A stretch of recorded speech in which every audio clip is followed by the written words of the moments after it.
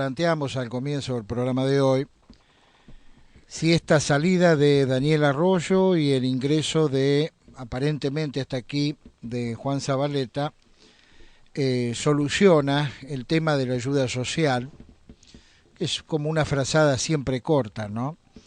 O lo que en realidad hay que hacer es no solo un cambio de hombres, sino un cambio de formas de ejecutar la política social en este caso, ¿no? Vamos a hablar con quien tiene una enorme experiencia en esto y durante los tiempos que pudo pilotear esta difícil situación relacionada con los pobres en nuestro país, dejó conforme a mucha gente, como es Hilda Chiche González de Dualde. ¿Qué tal, Chiche? Buena mañana, ¿cómo está? Muy bien, gracias. Bueno, esto de que se va Arroyo y ingresa Zabaleta, ¿usted cree que cambian las cosas en materia de ayuda social, que es, digamos, la cartera más crítica en estos momentos, de acuerdo al cuadro de situación que tiene la Argentina? Bueno, no lo sé. Lo que puedo decir de Juanchi Zabaleta es que es un hombre con experiencia de territorio. Eso es un punto a favor, conocer el territorio, haber estado con la gente de carne y hueso diariamente durante unos años, puede darle una experiencia de cómo abordar el tema. ¿Alcanza? No alcanza si no hay decisiones a nivel nacional de abordarlo de otra manera, porque en estos 2 años y también antes, ¿no? No se hizo lo que se debe hacer. Se cedió ante los, a mi criterio, pseudos movimientos sociales que metieron mucha presión y no dejaron llevar adelante una política social en serio. Y en el caso de Daniel Arroyo, se dio claramente ante la fuerza que impusieron estos movimientos, que fueron inclusive funcionarios, son funcionarios Uh-huh. del gobierno. Y entonces juegan estas dos cartas. Por un lado son funcionarios del gobierno y por otro lado salen a la calle a despotricar contra el gobierno. Y por otro lado, no hacen las cosas como deben hacerse. Hay muchos errores que someten a los pobres en lugar de ayudarlos a crecer, a liberarse, a independizarse del Estado, ¿no? Ahora, ¿se puede torcer esta forma, este mecanismo, esta actitud política de alguna manera tercerizar la ayuda social, digamos, buscar gerentes y ponerles en sus manos esto de aporte a la pobreza? Sí, se puede torcer, pero tiene que haber una voluntad muy férrea desde el presidente para abajo, sabiendo que no va a ser fácil, pero con una decisión absoluta de hacerlo y sabiendo que van a estar en la calle despotricando bastante tiempo, pero que esa gente que es tomada como rehén, que se ve obligada a concurrir a las marchas, porque si no le sacan los planes, debe ser contenida. Yo creo sinceramente, ¿no?, que debería haber un solo plan social por encima de la línea de la indigencia, con obligaciones concretas,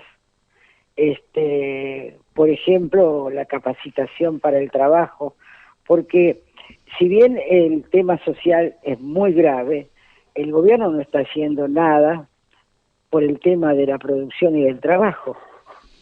Y eso están las dos cosas absolutamente ligadas.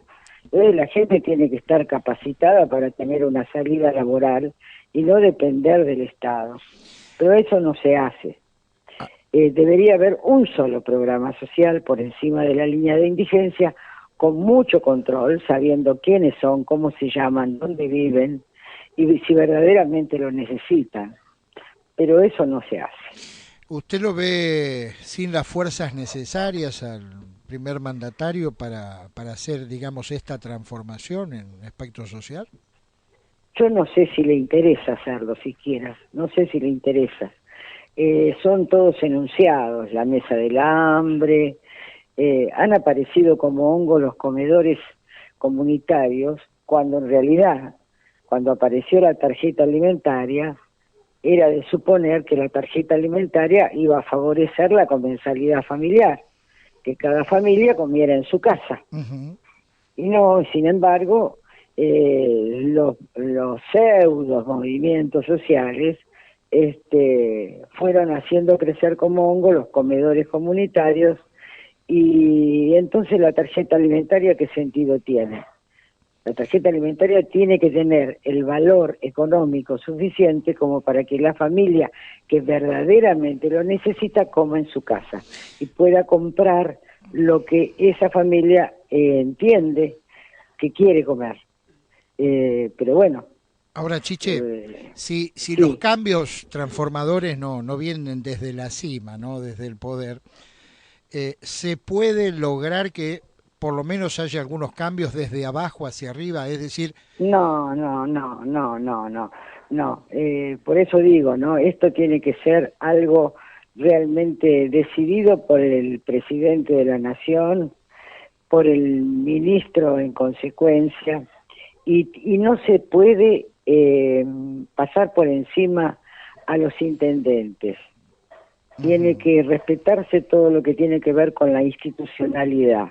Y cada intendente tendría que tener hecho un censo en su municipio, conocer a fondo quiénes son las familias que verdaderamente lo necesitan. Porque si hablamos de un 50% de pobreza y estimamos que un promedio de 4 personas por familia, de promedio, hay familias que tienen muchos más, tenemos que calcular que cuántas familias son las que necesitan ser asistidas y conocerlas, saber dónde viven, vuelvo a repetir, y saber si a ellas les llega. Pero estamos viendo que las tienen de rehenes, que la comida que llega a las escuelas cuando no había clases, los bolsones de comida que llegaban a las escuelas para que fueran repartidas en las familias cuyos chicos asistían a comedores, después aparecían en los WhatsApp haciéndose trueques con esas comidas. O sea, hay un descontrol absoluto y un desorden absoluto, y ese desorden y ese descontrol lo que trae es que haya mucho dinero que se va por caminos que no sabemos cuáles son ni quién se queda con esos recursos. es decir, no es solo un problema de cantidad de recursos, sino de cómo los administramos. Ahora, en el mientras tanto, ¿qué le diría usted a aquellas personas que son rehenes tristemente de esta situación? Y yo no las culpo, hablo con mucha gente que es rehén y no las puedo culpar. Esa gente hoy cada día tiene menos preparación laboral, se ha ido acostumbrando a recibir sin tener que aportar nada más que ir a un encuentro en la capital federal, algún movimiento social que la lleva, si no se la saca. Y a mí me da mucha lástima porque es realmente indigno para esa familia, pero hay que ir despertando la conciencia, pero para eso hay que darles alguna herramienta. El Estado tiene que decirles, ustedes no van a ser más rehenes, pero van a ir a aprender un oficio, Ujú. y después los vamos a conectar con alguna empresa que quiera tomar estas personas que se han capacitado, y ese recurso que el Estado le está dando va a alivianar a esa empresa que hoy no puede pagarles un sueldo. Se lo va a pagar el Estado, pero ustedes capacitados y por supuesto trabajando. Correcto. Pero se ha perdido todo ese concepto de la dignidad que representa el trabajo, ¿no? En muchos sectores. Y mucha gente quiere trabajar, pero bueno, tampoco hay posibilidades porque no veo en el gobierno un deseo de esforzarse por decir, nuestro país tiene en toda su extensión un montón de posibilidades de generar trabajo. Tenemos toda la riqueza para hacerlo, pero bueno, no hay políticas para eso. Chiche, le hago la última y la llevo al plano político. ¿Qué le parece, qué visión tiene sobre esta oferta preelectoral, digamos, en materia de precandidatos, ¿no? Con destino al 12 de septiembre. Y la verdad que a mí me hubiera gustado, usted sabe que yo nunca comulgué con el kirchnerismo y menos con la etapa de Cristina Kirchner y la Cámpora. Y la verdad, sinceramente, me hubiera gustado que todo el arco opositor hubiera tenido la capacidad de unirse para equilibrar las fuerzas en el Congreso.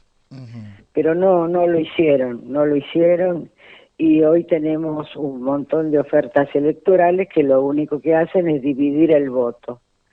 Y dividido el voto, corremos el riesgo de que volvamos a tener más Cámpora y Cristina por más tiempo, y eso realmente a mí me preocupa.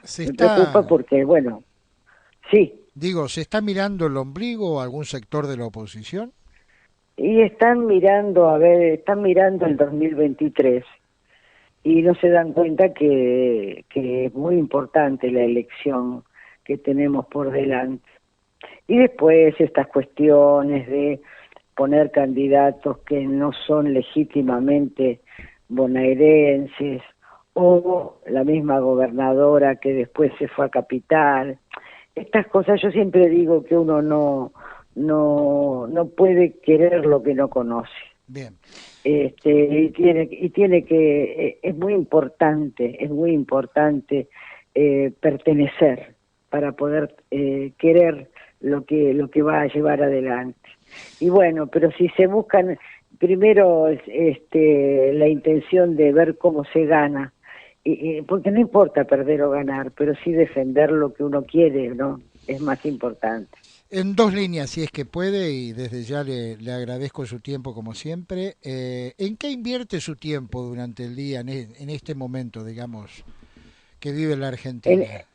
Bueno, yo estoy fuera de la política en este momento porque como no veo una salida, como se presenta la situación, he tomado la decisión de quedarme en mi casa observando lo que sucede, porque creo que gane quien gane, no va a cambiar la realidad argentina por esta incapacidad dirigencial de la que hablábamos recién. Entonces, invierto en mis hijos, en mis nietos, en leer, en mirar pocos noticieros, porque según el noticiero que uno mira lo ve muy fundamentalista a favor o en contra, y eso tampoco es bueno.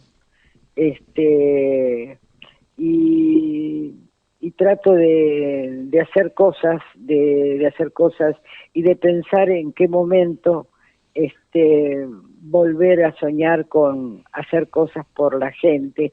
No es el momento, hay que dejar pasar las elecciones, pero no es el momento. ¿Y del expresidente qué nos puede contar? Bueno, él está trabajando muy fuertemente ha sacado un libro que ahora va a salir en Uruguay, el capítulo uruguayo, el capítulo brasilero, que es sobre tierras, que lo tiene muy ocupado, porque en realidad lo que ha estado pasando con las tomas de tierras es una vergüenza en una América Latina prácticamente deshabitada. Entonces, él tiene una propuesta que la llevó a cabo en la provincia de Buenos Aires a través de una ley que se llamó familia propietaria en los distritos de menos de 50.000 habitantes, y lo va a hacer en Uruguay, lo va a hacer en Brasil como propuesta para que la gente no tenga que ocupar la tierra. Es una vergüenza la forma en que lo que está sucediendo. La gente tiene que tener, no puede, la Constitución dice que tenemos todos el derecho a la vivienda. Es una utopía pensar que América puede darle vivienda a todos, pero sí no es una utopía garantizarle el derecho a tener un terreno, Bien. a donde construir un proyecto, y está muy abocado a eso, ¿no? Estamos escuchando a Hilda González de Dualde, Chiche Dualde en este caso. Chiche, le enviamos un saludo y gracias por su gentileza en atendernos como siempre. No, por favor, hasta pronto. Que siga usted muy bien.